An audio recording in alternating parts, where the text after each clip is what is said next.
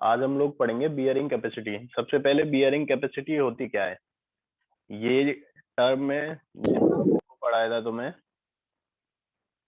Building construction, तब भी बताया था कि बियरिंग कैपेसिटी होती क्या है। सॉइल जो होता है, कोई भी सॉइल, उसकी रिटेनिंग कैपेसिटी जो होती है, सॉइल की रिटेनिंग कैपेसिटी, ठीक है, किसी भी स्ट्रक्चर को, किसी भी स्ट्रक्चर को स्ट्रक्चर को जो रिटेन करने की कैपेसिटी होती है उसको बोलते हैं बियरिंग कैपेसिटी। तो वही लिख रहा है सबसे पहली line, the supporting power of the soil और the rock is known as bearing capacity. ठीक है, उस सॉइल की सपोर्टिंग पावर को ही बियरिंग कैपेसिटी कहते हैं। अब जो बियरिंग कैपेसिटी है वो भी डिफरेंट डिफरेंट है, मतलब डिफरेंट डिफरेंट टर्मिनोलॉजी से हम उसको रिप्रेजेंट करते हैं।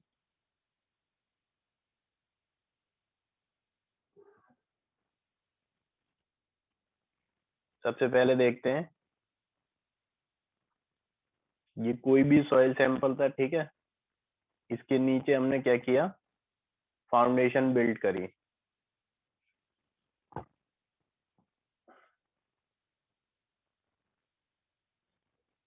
इन टर्म्स को समझ लेना ढंग से, इनमें कोई डाउट हो तो पूछ लेना, क्योंकि ये जो अभी 3 टर्म बताऊंगा ना, ये मैक्सिमम यूज में आएंगी तुम्हारे इसमें, और इस यूनिट में याद करने की चीजें ज्यादा हैं, फॉर्मूलेज काफी हैं जो कि याद करने पड़ेंगे, काफी लेंदी लेंदी फॉर्मूले हैं, तो वो वैसे तो याद होते नहीं है। उनको याद करने की सबसे अच्छी ट्रिक होती है कि उनके ऊपर मैक्सिमम नंबर ऑफ क्वेश्चंस करते रहो। ठीक है, जितने ज्यादा क्वेश्चन करोगे उतनी जल्दी वो याद होंगे। ठीक है, ये हुई डेप्थ ऑफ फाउंडेशन। ठीक है,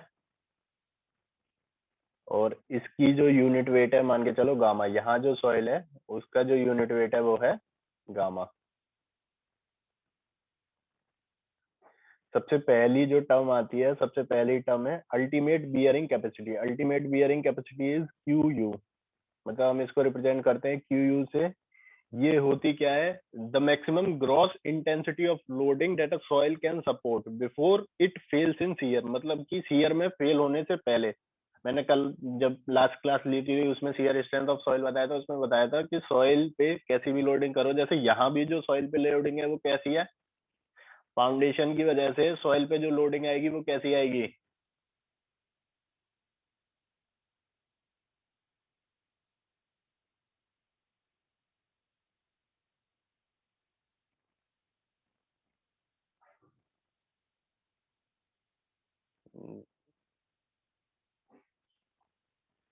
फाउंडेशन की वजह से जो सॉइल पे लोडिंग आएगी वो होगी कंप्रेसिव, होगी नहीं होगी।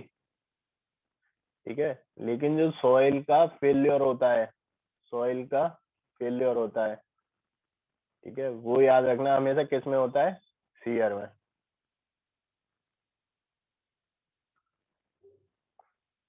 तो अल्टीमेट बियरिंग क्या है, maximum gross intensity of the loading that a soil can support before it's failure, मतलब अपने फेल्योर होने से पहले जितना मैक्सिमम लोड ये कैरी कर सकती है उसको बोलते हैं अल्टीमेट बियरिंग कैपेसिटी। ठीक है, इसके बाद सेकंड टर्मिनोलॉजी होती है Q net ultimate bearing capacity. ठीक है, क्यू नेट अल्टीमेट को कैलकुलेट करते हैं Q U minus gamma D F, Q U minus gamma D F. तो गामा डी एफ कौन सी है, जो साइड वाली सॉइल है। ठीक है, जो साइड वाली सॉइल है, ये सारी जो सॉइल है इसको माइनस कर देते हैं, तो कौन सी बचती है, ये नीचे वाली। तो it is the maximum net intensity of the loading, maximum net intensity of the loading at the base of the foundation that the soil can support before fail। ठीक है, at the base of the foundation, foundation के नीचे जितनी soil है वो जितना load carry कर सके, जो लोड कैपेसिटी होगी उसकी, उसको बोलेंगे क्यू नेट अल्टीमेट। निकालेंगे कैसे, Q ultimate minus gamma D F. ठीक है, गामा क्या है, unit weight of soil, depth क्या है, डेप्थ ऑफ फाउंडेशन। ठीक है, D F depth of foundation. इसके बाद आता है तीसरा, तीसरा होता है Q net safe. Q net safe क्या होती है, Q net ultimate divided by factor of safety, मतलब कि अल्टीमेट पे भी जब हम फैक्टर ऑफ सेफ्टी डेराइव कर लेते हैं, मतलब उसमें भी फैक्टर ऑफ सेफ्टी निकाल लेते हैं, उसके बाद जो बियरिंग कैपेसिटी आती है वो आती है क्यू नेट सेफ। ठीक है, it is the maximum net intensity of the loading that a soil can safely support without the risk of shear failure, मतलब shear failure के रिस्क के बिना जो कि soil easily bear कर ले उसको बोलते हैं नेट सेफ बियरिंग कैपेसिटी। इसको निकालते कैसे, net ultimate divided by factor of safety. Generally in case of soil जो फैक्टर ऑफ सेफ्टी लेते हैं वो 2.5 से 3 के बीच में लेते हैं, ठीक है, 2.5 to 3। अब अभी जैसे जैसे तुम आगे बढ़ते जाओगे, आगे तुम आरसीसी पढ़ोगे, फिर स्टील पढ़ोगे, ठीक है। फैक्टर ऑफ सेफ्टी जैसे जैसे आगे बढ़ते जाओगे तो factor of safety major role play करने लगेगा तुम्हारे इसमें। फैक्टर ऑफ सेफ्टी होता क्या है, ultimate load to working load, ठीक है। बेसिकली फैक्टर ऑफ सेफ्टी एक वो पैरामीटर है जो तुम्हें कभी भी फील्ड में बचाएगा तुम्हारे स्ट्रक्चर को फेल होने से। मतलब कि देखा जाए तो ये जो सॉइल है, इस सॉइल को हम जब भी डिजाइन करेंगे वो क्यू नेट शेप के हिसाब से डिजाइन करेंगे। मतलब कि मान के चलो जो सॉइल की जो क्यू अल्टीमेट थी वो थी 50, ठीक है, 50 किलो न्यूटन पर मीटर स्क्वायर, ठीक है। ये थी क्यू अल्टीमेट बियरिंग कैपेसिटी, मतलब कि ये इतनी बियरिंग कैपेसिटी ले सकता था, मतलब इतनी बियरिंग कैपेसिटी के लोड को ले सकता था बिना शीयर में फेल हुए, ठीक है। फिर हमने क्यू अल्टीमेट नेट अल्टीमेट निकाला, मान के चलो ये आई 30, ठीक है, 30 किलो न्यूटन पर मीटर स्क्वायर। फिर हमने क्यू नेट सेफ निकाला, क्यू नेट सेफ मान के चलो हमने 3 फैक्टर ऑफ सेफ्टी लिया, तो ये क्या आया, 10 किलो न्यूटन पर मीटर स्क्वायर। मतलब कि हमने केवल ये माना कि हमारी जो सॉइल है ना वो इतना लोड ले सकती है, ठीक है। लेकिन एक्चुअल में हमारी सॉइल कितना लोड ले सकती थी, 50 किलो न्यूटन पर मीटर स्क्वायर, लेकिन हमने माना कितना कितना ले सकती है, केवल 10 किलो न्यूटन पर मीटर स्क्वायर। मतलब कि हम ऑलरेडी जब हम डिजाइन करेंगे तो फैक्टर ऑफ सेफ्टी देख रहे हो कितना हो गया है। तो ये जो फैक्टर ऑफ सेफ्टी होती है ना, यही सबसे ज्यादा तुम्हें बचा के रखती है फील्ड पे,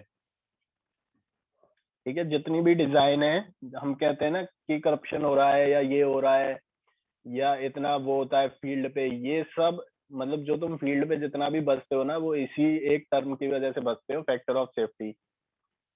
ये ऑलरेडी हम इतना कर लेते हैं कि यदि कोई स्ट्रक्चर में कुछ दिक्कत भी हो ना, थोड़ी बहुत, स्ट्रक्चर इन द सेंस मतलब मटेरियल में, तो वो ओवरकम हो जाए इससे, ठीक है। ये तीनों टर्म समझ में आई।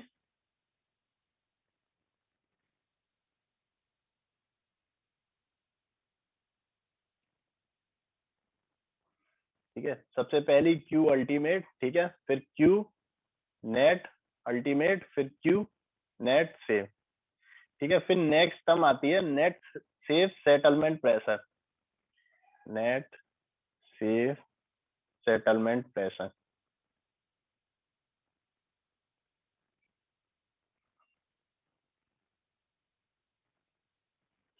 ठीक है। ये तीनों जो टर्म थी, ये तीनों टर्म किससे रिलेटेड थी, सीआर से। और ये नेट सेफ सेटलमेंट प्रेशर किससे रिलेटेड है, सेटलमेंट से। मैंने बताया था सॉइल जनरली दो तरह के फेल्योर में जाती है, या तो it can be failed by shear और it can be failed in settlement, ठीक है। या तो वो सेटल कर जाए उस वजह से फेल हो सकती है, या फिर सीयर फेल्योर की वजह से फेल हो सकती है। तो नेट सेफ सेटलमेंट क्या कहता है, जब भी हम कोई फाउंडेशन डिजाइन करते हैं, it is necessary to ensure that the settlement of the foundation under applied load is within permissible limit. मतलब कि एक परमिसिबल लिमिट डिजाइन डिफाइन कर देते हैं कि इतनी लिमिट तक सेटलमेंट अलाउड है, इसके बाद अलाउड नहीं है। तो उस लिमिट में जो नेट इंटेंसिटी ऑफ लोडिंग जो अलाउ हो जाती है उसको बोलते हैं हम net safe settlement pressure. For example मान के चलो हमने 10 mm सेटलमेंट अलाउ कर दिया, 10 mm भी बहुत हो जाता है, 10 mm सेटलमेंट अलाउ कर दिया किसमें, सॉइल में, ठीक है। मतलब कि ये हमारी सॉइल बेड थी, ठीक है। इसमें हमने कोई स्ट्रक्चर बिल्ड किया, स्ट्रक्चर बिल्ड करने के बाद, बिल्ड करने से पहले ही, ठीक है, इस सॉइल में हमने मान लिया कि नेट परमिसिबल सेटलमेंट कितना है, 10 mm, ठीक है। इस 10 mm सेटलमेंट के करस्पॉन्डिंग, मतलब कि हमें पता है कि इतना लोड इंक्रीमेंट करेंगे, मान के चलो 20 किलो न्यूटन पर मीटर स्क्वायर लोड इंक्रीमेंट करेंगे तो इतना सेटलमेंट हो जाएगा, हमें पता है, ठीक है। मतलब सॉइल की हमें कैरेक्टरिस्टिक्स पता होती हैं तो उससे पता चल जाता है। ये चीज मैंने उसमें भी तुम्हें पढ़ाई थी, सेटलमेंट क्राइटेरिया जब पढ़ाया था कि कितना कितना सेटलमेंट, यदि यूनिफॉर्म सेटलमेंट है या फिर डिफरेंशियल सेटलमेंट है तो परमिसिबल है। ठीक है, उस सेटलमेंट के करस्पॉन्डिंग लोड इंक्रीमेंट पता चल जाएगा कि इतना लोड अलाउड है, तो इसी लोड को बोलते हैं नेट सेफ सेटलमेंट प्रेशर। मतलब कि इतना सेफली जो है वो प्रेशर बियर हो जाएगा इस सेटलमेंट के करस्पॉन्डिंग, मतलब कि उस सेटलमेंट के करस्पॉन्डिंग इतना प्रेशर वो बियर कर सकती है। ठीक है, नेक्स्ट एक और दे रखी है इस पे, allowable bearing capacity. Allowable bearing capacity क्या है? It is the maximum net intensity of the loading that can be imposed on the soil with no possibility of shear failure or possibility of excess settlement. Hence, it is the smaller of net safe bearing capacity and net safe permissible capacity. अब देखो,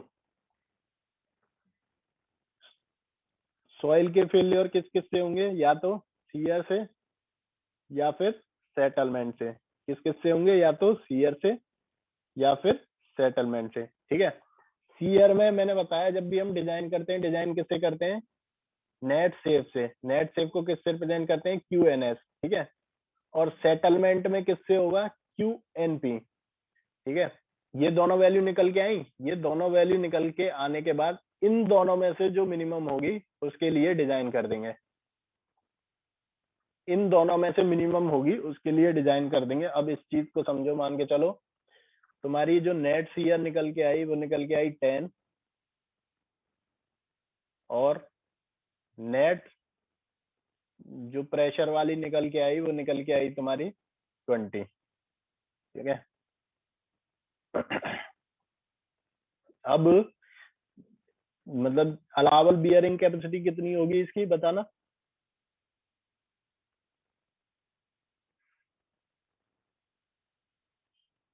वाह बेटा।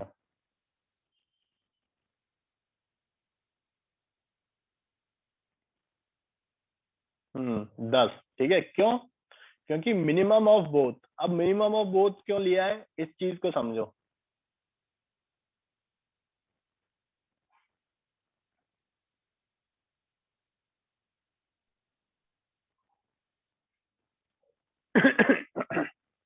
देखो, Q N S थी 10 और Q N P थी 20। ठीक है, अब सबसे पहले इस चीज को याद रखो कि सॉइल किन पैरामीटर में फेल हो सकती है? या तो सीयर में या फिर सेटलमेंट से। या तो वो सीयर से फेल होगी या फिर उसका सेटलमेंट हो जाए उससे फेल होगी। ठीक है, अब सीयर की वैल्यू है 10 और इसकी वैल्यू है 20। मान के चलो हमने ले ली 15।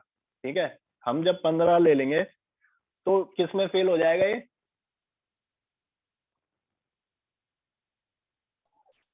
सीयर में सर।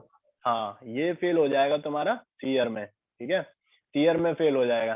तो इन दोनों की मिनिमम वैल्यू लेते हैं, उसी को बोलते हैं अलाउएबल। ठीक है, इतनी अलाउ कर सकते हैं हम किस पे? स्ट्रक्चर पे। आई ये चीज समझ में या नहीं आई? बढ़े आगे। ठीक है, इसके बाद आइसो बार। आइसो बार क्या होते हैं? आइसो मीन सेम, बार मीन्स प्रेशर।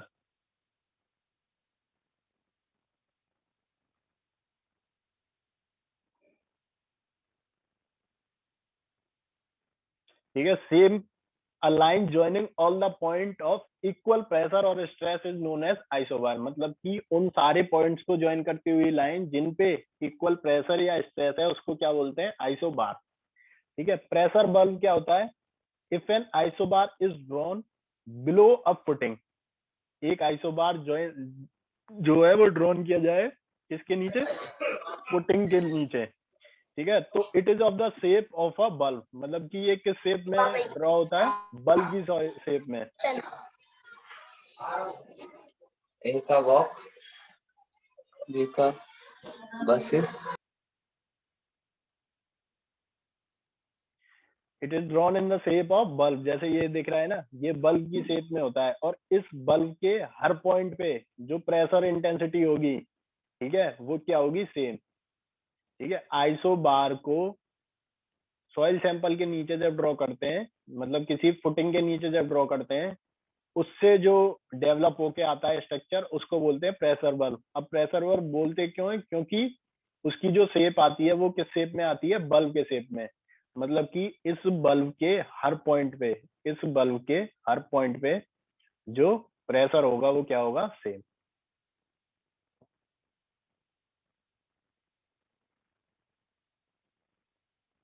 आई ये चीज समझ में?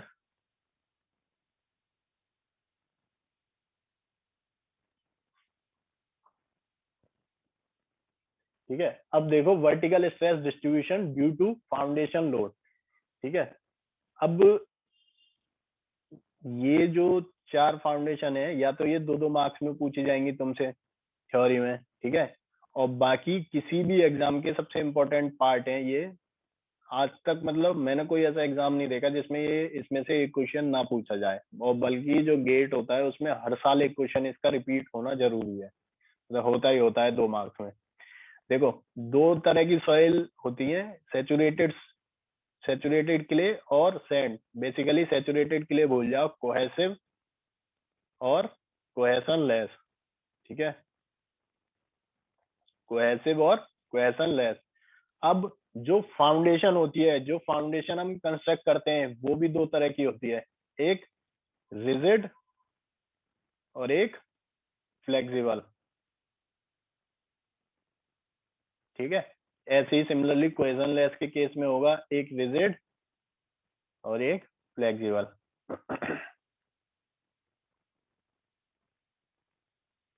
अब देखो, in case of flexible footing, यदि फुटिंग कैसी है? फ्लेक्सिबल। ठीक है। तो ये जो प्रेशर डिस्ट्रीब्यूशन है वो तुम देख रहे होगे हर पॉइंट पे कैसा है? यूनिफॉर्म। मतलब कि हर पॉइंट का जो प्रेशर डिस्ट्रीब्यूशन होगा वो यूनिफॉर्म होगा, जैसा तुम इसमें देख रहे होगे। ठीक है। और ऐसे ही इसमें देखो, ये कैसी है? कोहेसिव, कोहेसिव, और ये कैसी है? Cohesion less. ठीक है। ऐसे ही इसमें फ्लेक्सिबल फुटिंग के लिए हर पॉइंट पे कैसा है? सेम।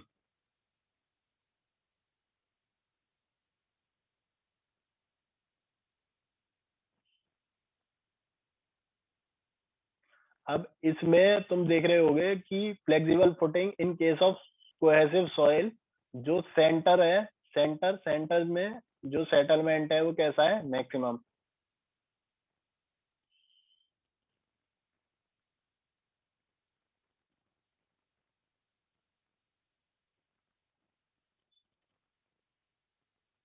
फ्लेक्सिबल में सेंटर, फ्लेक्सिबल में किस में? कोहेसिव सॉइल में सेंटर में जो सेटलमेंट आता है वो मैक्सिमम आता है।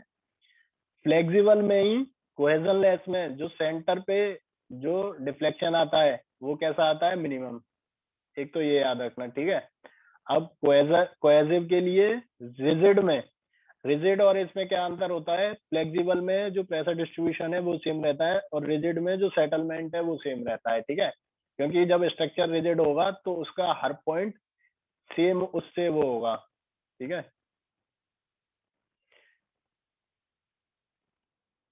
तो इस केस में जो सेंटर है उस पे कम होता है, ठीक है, और एज पे ज्यादा होता है प्रेशर डिस्ट्रीब्यूशन, और इसमें सेंटर में ज्यादा होता है और एज पे कम होता है। ये कौन सा है? Cohesion less. ठीक है। और ये कौन सा है? कोहेसिव। ये चीजें याद रखना एग्जाम के पॉइंट ऑफ व्यू से कि कहाँ ज्यादा होता है कहाँ कम होता है, बस। अब हम लोग क्या करेंगे? अभी तक हमने क्या किया? बियरिंग कैपेसिटी को एक तरीके से अज्यूम किया या क्वेश्चन में गिवन होगी। अब हम उसी बियरिंग कैपेसिटी को कैलकुलेट करेंगे विद डिफरेंट डिफरेंट फॉर्मूला। मतलब डिफरेंट डिफरेंट साइंटिस्ट ने डिफरेंट डिफरेंट फॉर्मूला जनरेट किए हैं क्या? बियरिंग कैपेसिटी कैलकुलेट करने की लिए। अब हम उनको यूज करेंगे और उनसे वैल्यूज निकालेंगे। ठीक है। तो सबसे पहले आता है bearing capacity from building code. इसमें क्या करते हैं? इसमें सीधे सीधे हमें डिफरेंट डिफरेंट सॉइल मटेरियल्स के लिए बियरिंग कैपेसिटी की वैल्यू दी हुई होती है, उनको यूज कर लेते हैं और उनसे निकाल लेते हैं। एक चीज और मैं तुम्हें समझा दूं कि बियरिंग कैपेसिटी जो सॉइल की है वो किस किस चीज पे डिपेंड करती है।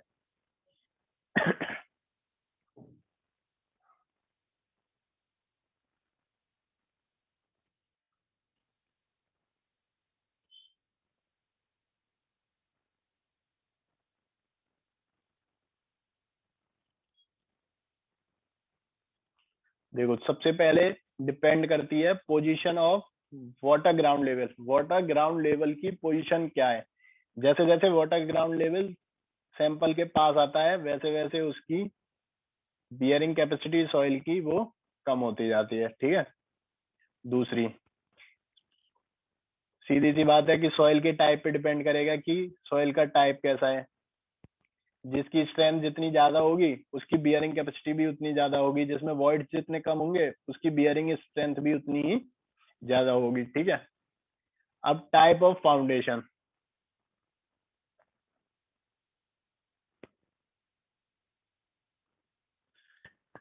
टाइप ऑफ फाउंडेशन मैंने वहां भी पढ़ाई थी, कौन कौन सी थी? Shallow deep. हाँ, सेलो में भी पढ़ाई थी, तीन चार, जैसे स्टेप थी, रेक्टेंगुलर थी, स्क्वायर थी और सर्कुलर थी। ठीक है, तो उस पे डिपेंड करता है। साइज ऑफ फाउंडेशन पे डिपेंड करता है, फाउंडेशन का साइज क्या है, कि उसकी विड्थ कितनी है और उसकी डेप्थ कितनी है, किस डेप्थ तक वो गई है।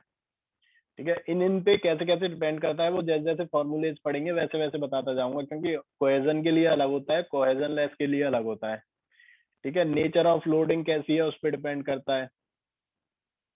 नेचर ऑफ लोडिंग से मेरा मतलब है कि लोडिंग स्ट्रक्चर के ऊपर हॉरिजॉन्टल है, इंक्लाइंड है या वर्टिकल है, कि कैसी लोडिंग उस पर जा रही है उस पर डिपेंड करता है। ठीक है, कोई इनिशियल स्ट्रेस सॉइल के ऊपर है या नहीं है उस पर भी डिपेंड करता है। इनिशियल स्ट्रेस से क्या मतलब है, दो पैरामीटर पढ़े थे हमने, कौन से? ओवर कंसोलिडेटेड सॉइल और नॉर्मल कंसोलिडेटेड सॉइल। तो इन पैरामीटर्स पे भी डिपेंड करती है कि जो बियरिंग कैपेसिटी है वो क्या होगी है। और last, mode of shear failure. आज इन शियर फेल्योर को डिस्कस करेंगे फाउंडेशन के केस में, जो मैंने लास्ट क्लास में बताया था कि जनरल शियर फेल्योर, ठीक है, लोकल शियर फेल्योर और पंचिंग फेल्योर, तीन फेल्योर होते हैं इन केस ऑफ फाउंडेशन। वो क्या है, कैसे कैसे होते हैं, वो आज डिस्कस करेंगे, आज आगे आएंगे इसी टॉपिक में। ठीक है, तब डिस्कस करेंगे इनको। ठीक है, अब देखो bearing capacity from building code. इसमें क्या होता है ये सीधे सीधे कोडल वैल्यूज है। इन कोडल वैल्यूज को यूज करके हम सीधे सीधे, मतलब इसमें तो एक तरीके से ये है कि तुम्हें सॉइल बता दी, सॉइल बताने के बाद तुम कोड उठाओगे, कोड में उठा के सीधा देख लोगे कि भाई इसकी बियरिंग कैपेसिटी क्या है। ठीक है, तो बस यही है। और ये एक और चीज याद रखनी है कि ये कौन सी बियरिंग कैपेसिटी देखते हैं, सीधे सीधे हमें कौन सी देते हैं, allowable bearing capacity. Allowable bearing capacity कौन सी होती है, जिससे हम उसको डिजाइन करते हैं। तो सीधे सीधे इसमें हमें कुछ नहीं करना होता है, सीधे हमें वैल्यू मिल जाती है और उसको यूज करके हम बियरिंग कैपेसिटी को यूज करके जो भी स्ट्रक्चर है उसको डिजाइन कर देते हैं उस सॉइल के लिए। अब एनालिटिकल मेथड, ठीक है, एनालिटिकल मेथड क्या है, ये इक्वेशन के बेसिस पे जो मेथड होते हैं वो होते हैं। ठीक है, एनालिटिकल मेथड में सबसे इम्पोर्टेंट, मतलब मोस्ट इम्पोर्टेंट जैसे बोलते हैं, वो है ये टरजागी। ठीक है, टरजागी ने ये इक्वेशन दी क्यू अल्टीमेट के लिए, इसको मैं लिख के बता देता हूँ। क्यू अल्टीमेट, क्यू अल्टीमेट क्या होता है,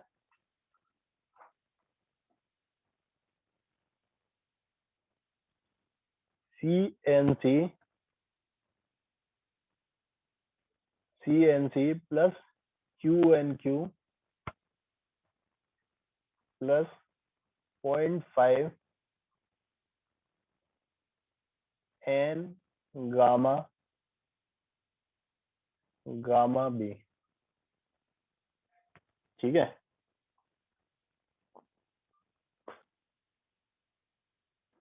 ये क्या होगी, फर्स्ट टर्म, ये सेकंड टर्म और ये थर्ड टर्म।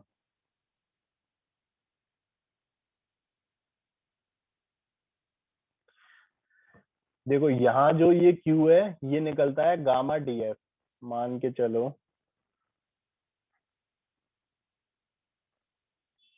ये तुम्हारी फाउंडेशन। ठीक है,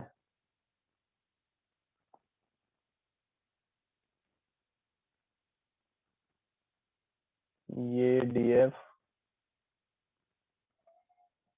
ये इसका गामा।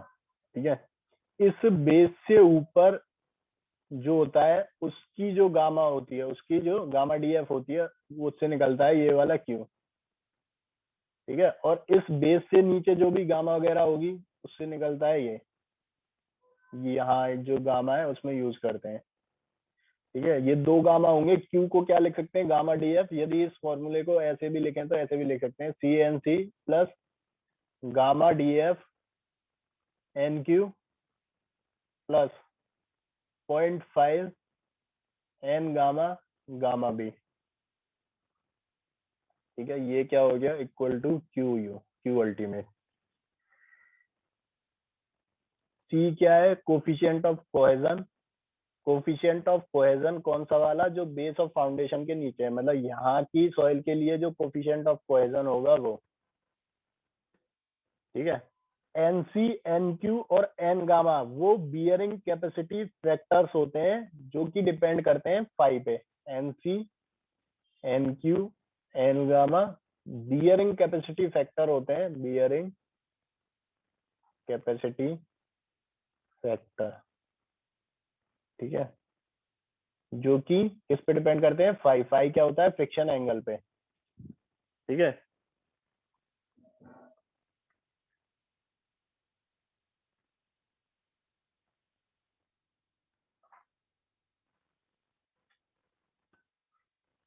ये जब इनिशियली कैलकुलेट किया गया था तो इनिशियली ये वैल्यू कैलकुलेट की गई थी केवल स्ट्रिप फुटिंग के लिए।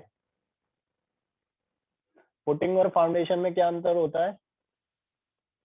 ठीक है, और जो इसके नीचे जो इसका इन्फ्लुएंस लेते हैं ना, वो अप टू डेप्थ बी लेते हैं केवल। मतलब फाउंडेशन के नीचे और उसकी बियरिंग कैपेसिटी जब कैलकुलेट करते हैं तो उसका जो इफेक्ट लेते हैं ना, ये तुम्हारी जनरल स्टैंडिंग के लिए है, अंडरस्टैंडिंग के लिए, वैसे कहीं भी यूज नहीं है इसका। इसका यूज आएगा तो वाटर टेबल जब होती है उसमें आएगा, अभी कोई यूज नहीं है। केवल समझाने के लिए है कि जो इसका इफेक्ट लेते हैं वो अप टू डेप्थ बी तक लेते हैं। ठीक है,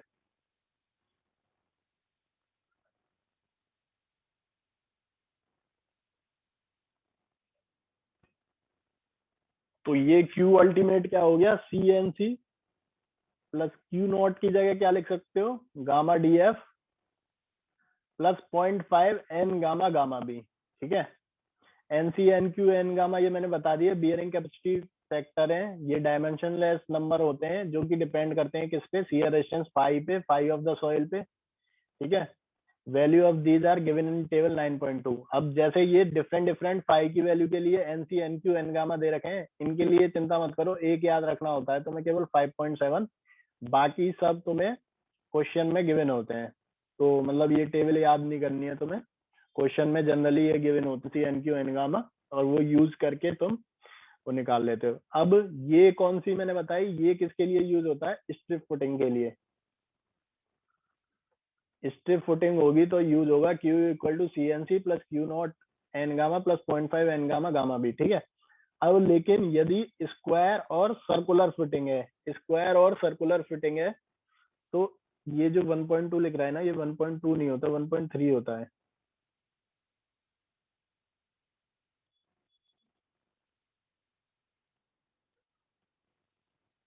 ठीक है, स्क्वायर के लिए क्या होगा, 1.3 सी एन सी plus q naught gamma N q, q naught N Q plus 0.4। ठीक है, वहां 0.5 था, या 0.4।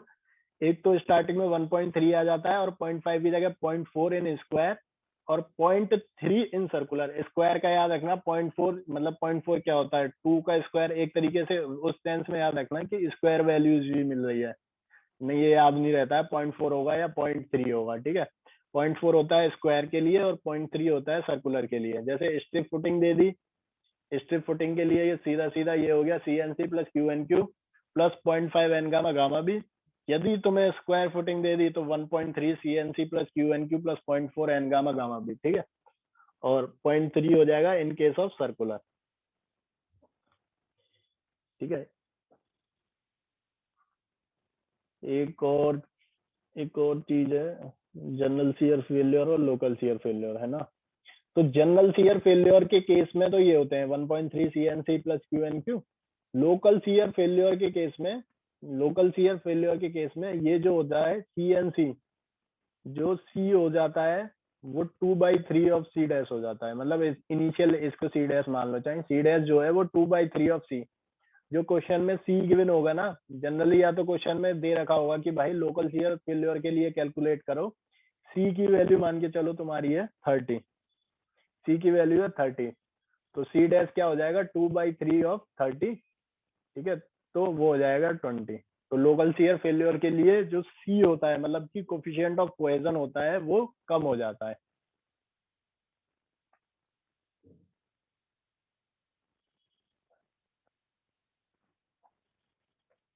अब देखो ये आईएस कोड रिकमेंडेड करता है इस फॉर्मूले को। अभी इससे क्या निकला था ऊपर वाले फॉर्मूले से, क्यू अल्टीमेट, ठीक है। अब ये जो आईएस कोड रिकमेंड करता है, ये इससे क्या निकलेगा, क्यू नेट अल्टीमेट, ठीक है। ये आईएस कोडल प्रोविजन है, इसमें कोई वो नहीं लगती है दिमाग की भाई ये वैल्यूज कैसे आ रही हैं, ये कैसे नहीं आ रही हैं, ठीक है। ऐसे ही टर्जागी वाले में ये क्या होते हैं, एक तरीके से एम्पेरिकल फॉर्मूलेज होते हैं।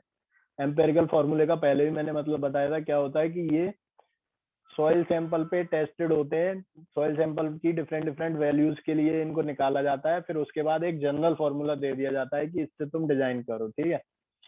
क्यू नेट अल्टीमेट क्या होता है, CNC SCDCIC, अभी ये SCDCIC है क्या, ये आगे आएगा, ठीक है।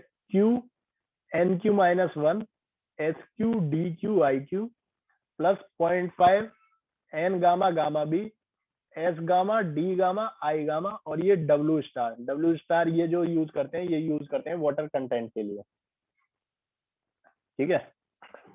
अभी तक किसी को कोई डाउट हो तो